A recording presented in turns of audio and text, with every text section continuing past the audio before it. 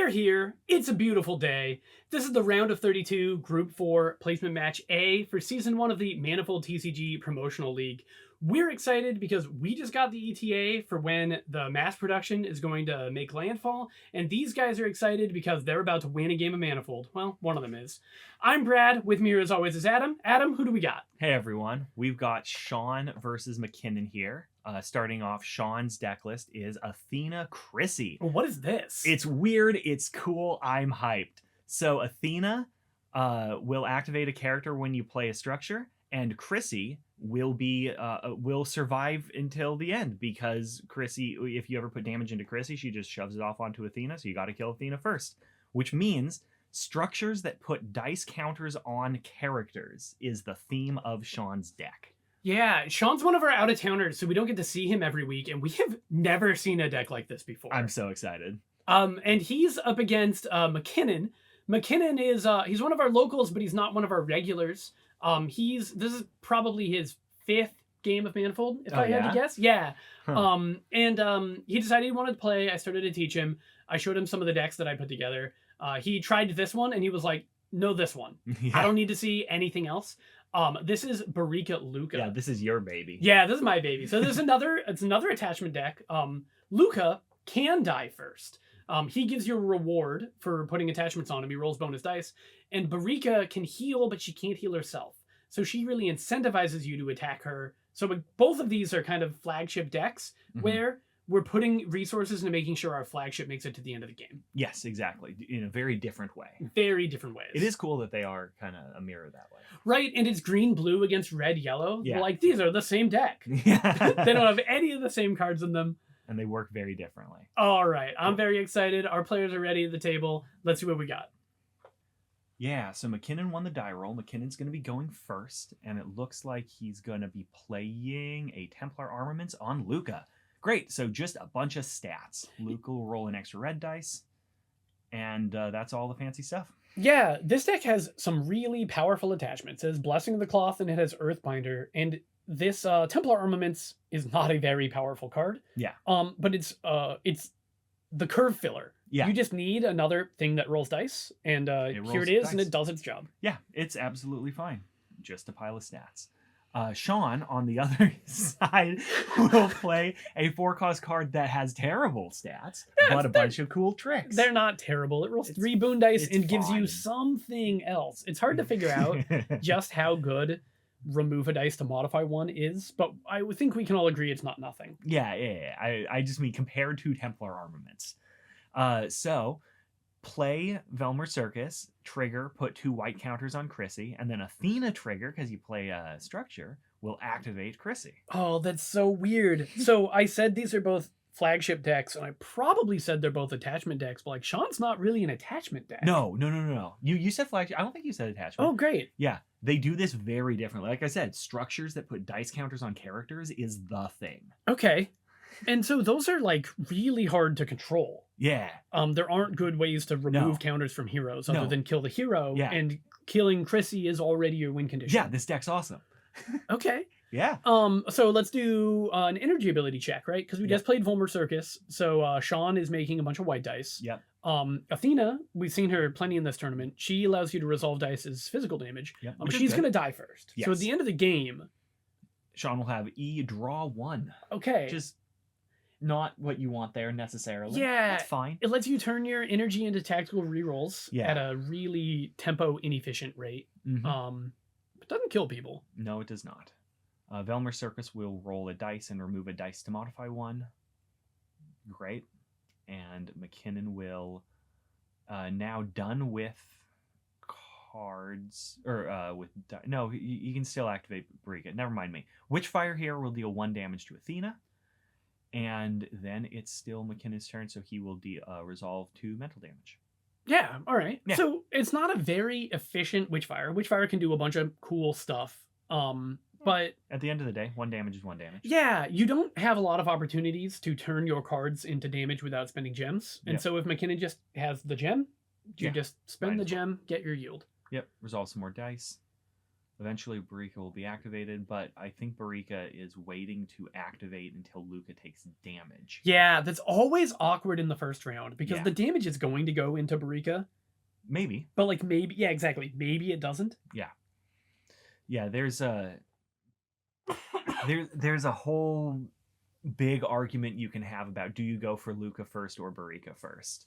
And if you go for Lucca first and then it takes you 5 rounds because Barica keeps healing him, that sucks. You just lose that game. But if you kill Lucca in round 2, then it's incredible. And so, And all Barica does is heal 2. It's not like Chryssy Right. where she can absorb the first 10 and then redirect the last 6. right. And it's just even cost the dice to do that healing. Yes. So it's not a whole lot better than Modify 1, but man, does it feel devastating when it's happening to you. Yeah, absolutely. So Sean is going to get his damage sabotage and then just resolve 1 damage into Barica. McKinnon's got a bunch of dice still doing stuff. Yeah, so I mean, Nice. McKinnon's Okay. 4 gems were spent on 2 premium dice, but also you got the Lucca trigger. Yeah. So just Sean made 3 boon dice, McKinnon made 3 premium dice, and that's how the round started. Yeah, it sure feels like that from where we're at. So Sean will put a shield on Athena, and then that soaks up 2 damage, and then Sean will dig in for another shield, which will soak up another 2 damage. Real nice when you can do that. Okay, And so McKinnon will then draw 2, and that's the end of round 1. so Sean found only 1 damage this round. Yeah. McKinnon found 5. Yeah.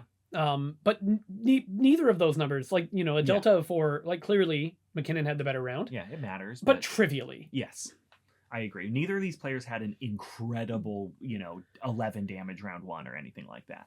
And so we're going into round 2 pretty even.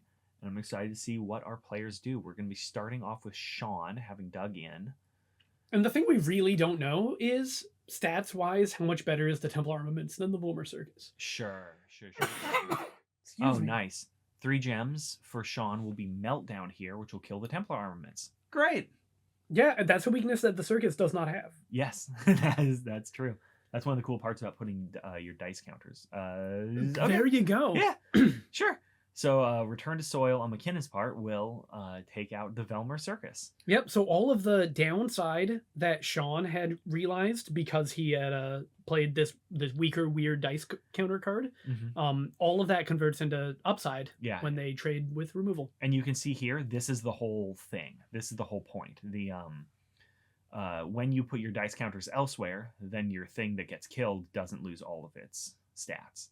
So Sean will play a continued training here, and Athena's trigger will happen, letting Sean activate a character.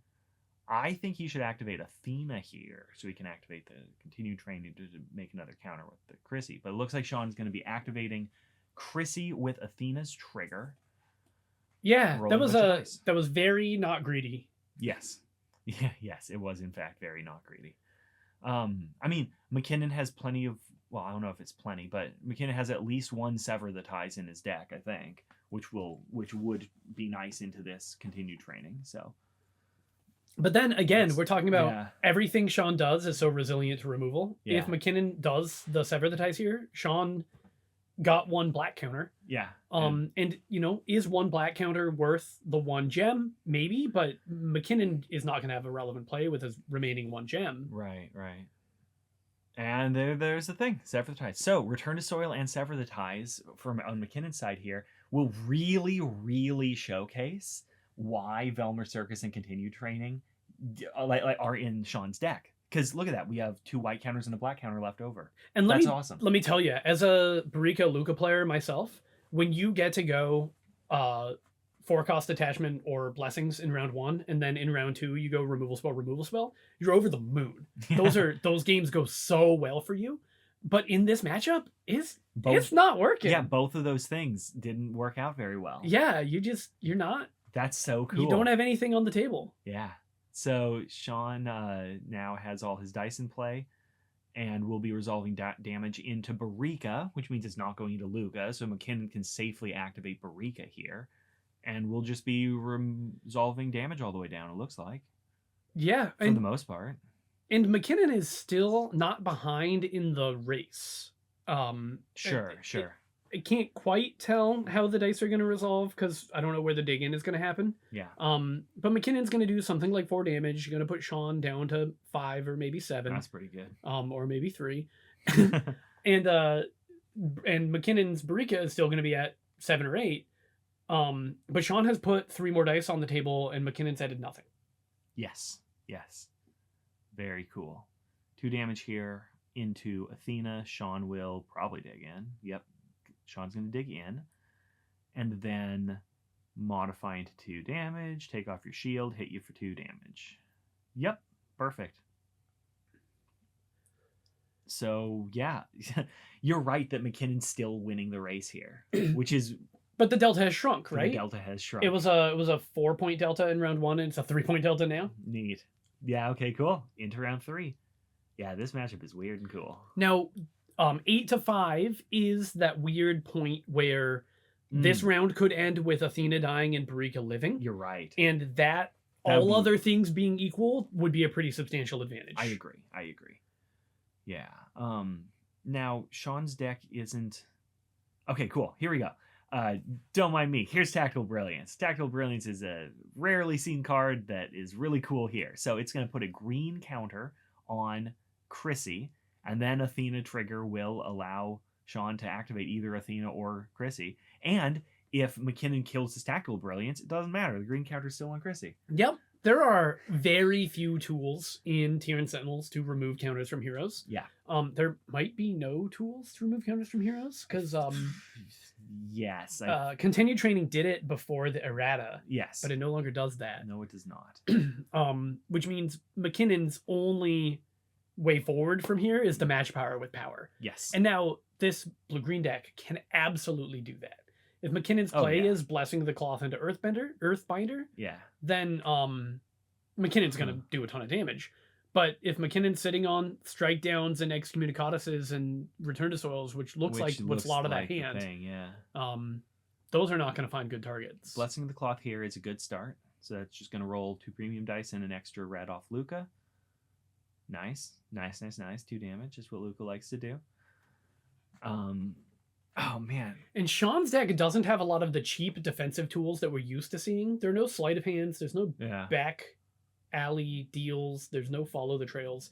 But there is Smoke Bomb. Yeah, Smoke Bomb. We're not doing Smoke Bomb, though. We're disrupt communicationing the Blessing of the Cloth. Yeah, so that's a slight trade down for Sean because they both spent 3 gems and a card, but McKinnon got 1 red dice. Yep. But just again, keeping stats off the table. Yeah, because Sean has these 3 boon dice and 1 premium dice that are never going away. Yes, absolutely. Looks like McKinnon's going to play a Bark Skin on a Barica, which will roll a blue dice here and probably allow him to be sacrificed for a shield now or soon. Yeah, this round or next round, you got to do the math because you would like to activate that Bark Skin twice. Mm-hmm. But if you hold on to it and then Barica dies this round, yeah, you don't want that. You're pretty sad. Yes. So I believe Sean is now done making dice and done playing cards, and McKinnon's down to just activating Barica. Oh, and Luke, McKinnon hasn't even rolled dice yet this round, other than Luke's that 1 red damage. dice. Yeah. And so Athena is going down this round. It sure looks that way. Almost assuredly. 2 more damage here into Barica. She will activate. It's interesting. Sean does have Tactical Brilliance. He could have resolved mental and physical Neat. at the same time. Yeah, he's probably not used to that. I suspect that's a mistake that he'll make fewer times over the course of the tournament when he gets more reps with the deck. Yeah. I mean, you don't have Tactical Brilliance in play very often. Yeah, I mean, I never do because it's never in my deck, right? But it's in Sean's deck, so he probably has it sometimes. Yeah, I suppose that's true. Shield here for Sean on Athena might keep her around. I would be surprised if Athena survives the round, but crazier things have happened. Yeah, and one of the weaknesses of this Barica Lucca deck is a lot of your damage comes from modify. You don't roll a lot of boon dice. Yeah. So you're resolving a lot of 2 damage faces, which makes shields particularly powerful against you. Yeah, and rolling a bunch of green and blue dice doesn't actually kill your opponent very well. So McKinnon might end up with like 3 damage dice And if Sean, that's this shield, a dig in shield, and then 2 damage, doesn't kill Athena.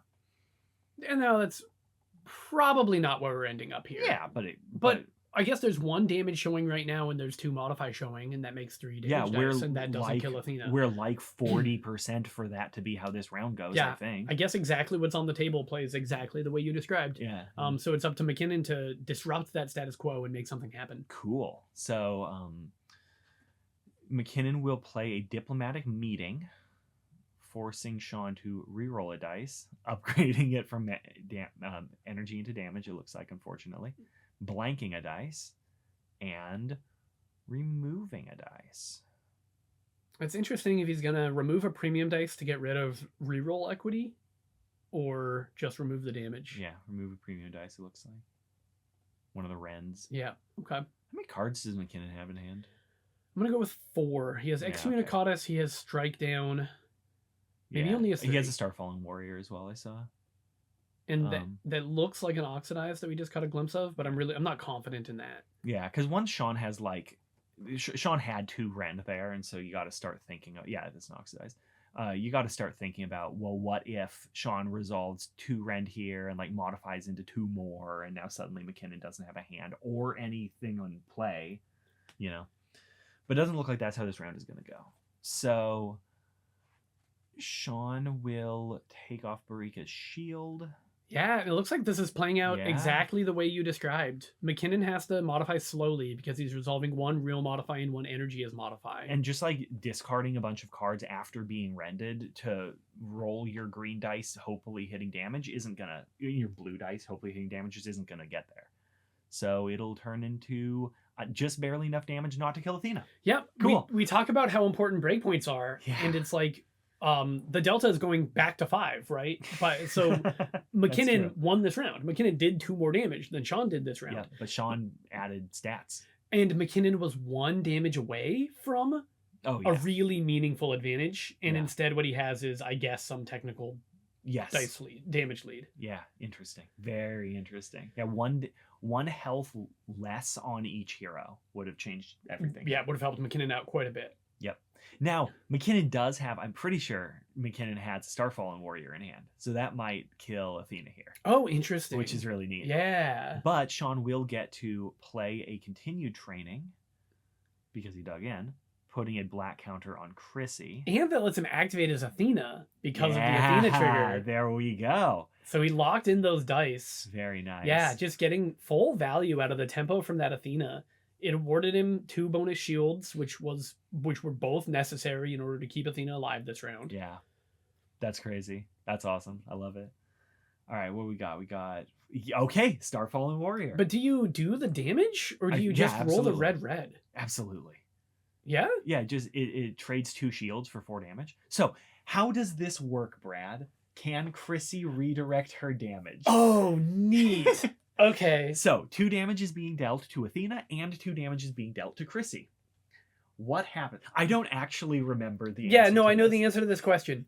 Starfallen Warrior does all of its damage in 1 instance. Yep. So if Chryssy chooses to redirect the damage, it's as not when. Mm-hmm. So it would have been 4 damage going into the Athena. So Sean could have opted for Chryssy to not take damage here. That's so funny. Yeah, okay. So, which actually might make Starfallen Warrior not a great play here.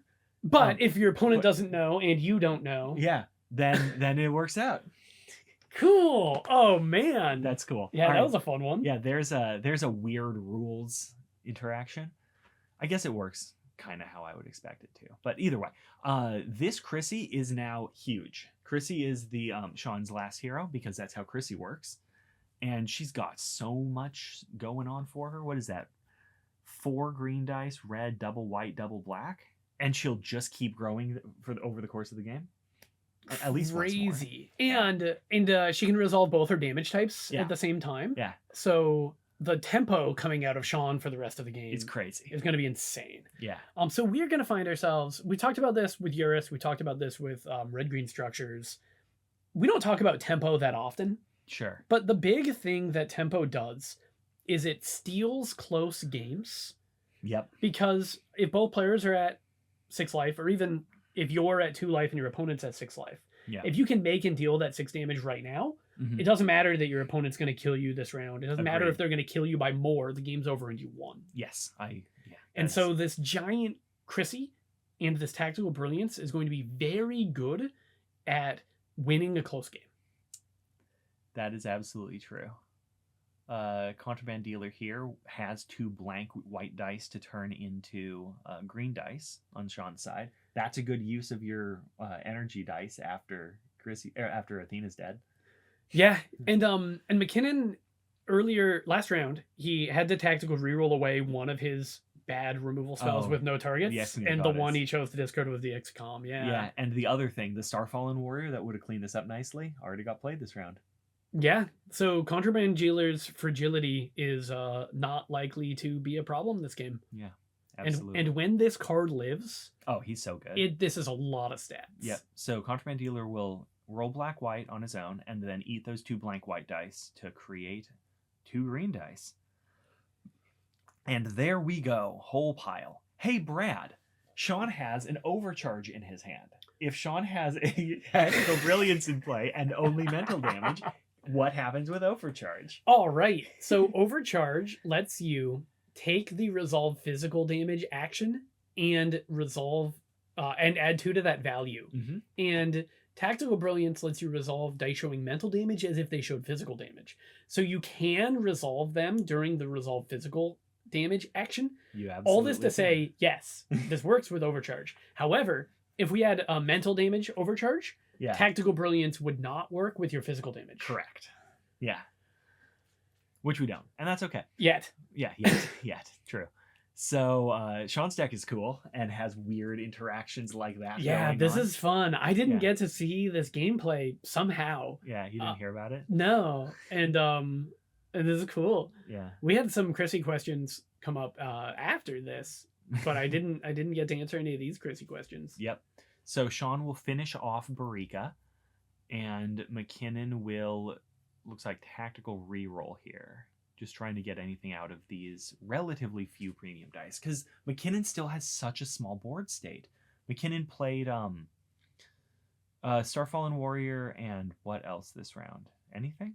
1, 2, 3, 4. There's one more gem spent. Yeah, we were busy talking about nonsense. But it's not an Excommunicatus. And it wasn't a Witchfire. I think he just spent 6 gems on a Starfallen Warrior. Yeah, okay. And if we're either way, McKinnon doesn't have much board state, which is which can be okay, because if McKinnon's next round is like play 2 attachments on Lucca, activate him, that's great. You're back. But for now, Sean's board looks huge comparatively. Yeah, and it's crazy that McKinnon has continued to show this damage lead the whole time, and he's finding that tactical reroll was good for 4 damage. Yeah, absolutely. Yeah, Chryssy will be at 8 going into round 4. Yeah, and that's what you would expect. And I have absolutely no idea what Sean's gonna do here. You can just modify and deal your 6 damage, but it ends up being 2, right? Because you're gonna go into 1 shield and then they're gonna dig in. So you want to get greedier. You want a tactical reroll. The other thing that's really tough about decks that make a bunch of green dice. No. Did Sean dig in?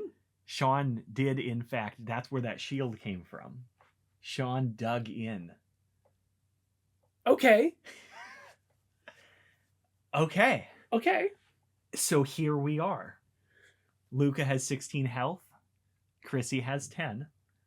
Going into round 4. Okay, so I have a hard time thinking that's right, because I just, I like resolving my dice. When you have a dice advantage, you want to use your dice advantage. Yeah. But this health difference makes it much more likely that there is a round 5. Sure. And if we're going into a round 5 with both players almost dead, the tempo advantage from Chryssy is at its most powerful. Yeah, absolutely. And Sean does have a smoke bomb in his hand. Very cool. So if I don't want to say that I like this play. I don't want to make that play. I think it's absolutely justifiable. And because Sean could have gotten 4. 6 damage with the overcharge too. But the overcharge isn't gone. The overcharge value. You get gems for it then. Yeah, that's true. And 11 cards in hand or something. So Yeah. All right. Cool. So Sean will roll this contraband dealer and not choose to use the trigger. 3 damage for McKinnon will go into Chryssy, putting Chryssy down to 7 health. And that's actually kind of crazy. McKinnon is very rewarded for resolving the damage there because McKinnon doesn't want to play into smoke bombs. Yeah. But that's not... You don't think about that. Here we go. So Luke is going to roll 3 dice. Sean's going to just smoke bomb them. Okay. Smoke bomb. Okay. Yeah, okay. So McKinnon doesn't have any more characters to attach stuff to. Yeah, and that's why Starfallen Warrior is in that deck instead of Devastating Wake. Yeah, because sometimes you just need a body to put your attachment on.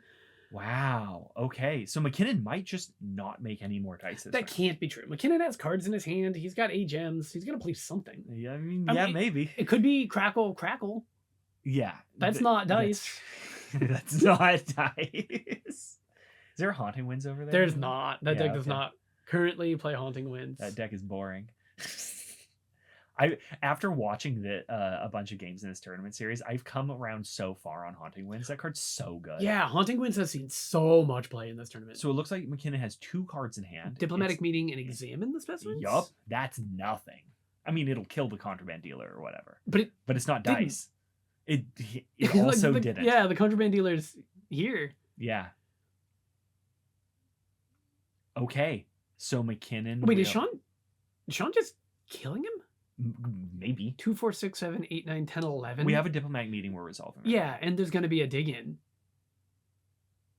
Okay, so diplomatic meeting will reroll 1 dice, blank 1 dice, and remove 1 dice, and that got rid of 6 damage. Great. That was a good diplomatic meeting. A very good diplomatic meeting. One of the uncomfortable things. One of the things you really have to learn when you're Rend 1 will hit the Examine the Specimens. Sorry. Neat. One thing you have to learn. No, I want to talk about the Rend 1. Yeah, okay. so Sean's dig in last round seemed so weird to me because we're leaving all these dice on the table. Yeah. But Sean just realized from here my opponent is fully impotent. Yeah. I'm just going to go to next round, get my gems back, and be in complete control of the game. That is crazy. What a read. I'm here for it. Yeah, I mean, it looks like it's working out. Oh, man. He's got another. He's got a frag grenades. He's got a smoke bomb. So he can't win the game this round. Yeah. But he does not need to win the game this round. No, he does not. Rended his opponent's entire hand. Yeah, because that many green dice will hit Rend every once in a while. So the thing I was going to say before that Rend sent me spiraling was one of the things that's really hard to learn when you're playing a deck that rolls a bunch of green dice is that green dice are not very good at killing your opponent. Right. They're very good at filling your hand with cards that you can't play. And so you really need to learn how to aggressively reroll in order to convert your cards and your dice into damage. Yeah, you really do. So Overcharge will punch for 9 at once. Ooh. And then Frag Grenades is probably what he's going to play. He's thinking about like Docide Thug, Contraband Dealer, or Frag Grenade, or what combination of things you're going to play. So he'll probably do like, let's say 2 more damage this round. I mean, Contraband Dealer, Docide Thug. Well, if it's going to be Docide Thug, you're going to want a yellow. Yeah, I think he's going to. Yeah, okay. He'll figure that out momentarily. Like, there's a real chance that this could be 7 more damage. This could be Those 7. are some pretty good cards he's playing. Yes. Yeah, they really are. I don't know where McKinnon's dig-in shield went. I think he hasn't made it yet. And that doesn't quite make sense. But the way that I've been following the damage flow, I think McKinnon still has a shield to make. I think McKinnon did dig in. And it just got taken off and I didn't notice. Yeah. That makes more sense than what I'm saying. I did think that Sean had 8 damage, or it had 10 damage with the overcharge and only dealt 9. And I was kind of wondering exactly. Yeah, they probably talked through, dig in, okay, I'll do 1 and then do my 9. Yeah, that makes sense. And then just did it as a chunk. So Sean has been picking which blank dice Contraband Dealer is going to remove and rolling those green dice with his black-white dice. The card's actually even better than that because you get to roll your black-white dice and then remove blanks. Yeah. So right there, the Contraband Dealer rolled a blank. I think it was a black. that Sure. could have been converted to a green. Sure. All right, and Sean will just draw a million cards and do 2 more damage, and we go to round 5. Yep. And this is 6. where Chryssy's Yeah, no, round 6. Right? 1, 2, 3, 4, 5. No, it's 5, right? There's 1, 2, 3, 4, and then 1, 2, 3, 4. oh 6. yeah, okay, Yeah, round 6. Yeah, round 6. But and this is exactly where Chryssy's tempo is Oh yeah, insane. yeah, right? and now Sean is +2 damage differential. Very slowly pulled it back just a little bit at a time, and now we're here. Yeah, and now 7 damage is the kind of thing where he can, just die, right? McKinnon's deck can activate Lucca, make 4 damage, crackle you. Yes. It's going to be hard to do that through a smoke bomb. Protective Rune Marks and Ritual Circle were the 2 draws. Those are pretty good. Pretty good, yeah. I think that's kind of where you want to be. So Chryssy will just roll 1 million damage. And that's lethal. I'm not looking at it, but like it must be. No, well that's 5, but there's a shield. Yeah, okay. Ritual Circle here for McKinnon will McKinnon does have enough stuff in play to kill Sean this round. But Hidden Blade will take off your shield and then resolve 5 damage, and that's lethal. This deck is so cool. Oh man. Okay. 1, 2, 3, 4, 5. That's the right number. All right. So from the moment Sean dug in round 3, Giving up like 7, Yep. 8 dice or something like that. he had complete control over the rest of the game, and from that point forward, there was not any doubt that he was going to win it. Maybe that was a good play. Yeah, that was Whoa. awesome. That reconfigures everything that I think I know about how this game is played. And coming from Brad, that means a lot. That's awesome. Okay, so that was placement match A. So that means Sean is going to be advancing to the winner's match. McKinnon is not dead at all because in these group phases, it's kind of a best 2 out of 3. So McKinnon is going to be playing against the loser of placement match B in the rebound match. Yep. Either way, the next couple of videos is really all we're trying to say here. Yeah. Whew. Great. So, thanks for watching. We'll see you in the next one. Go ahead and hit like and subscribe if you want this content to get out to as many people as possible. That's the whole point of the series. Yeah, we'll see you in the next one. Oh, that was cool. Thanks for watching.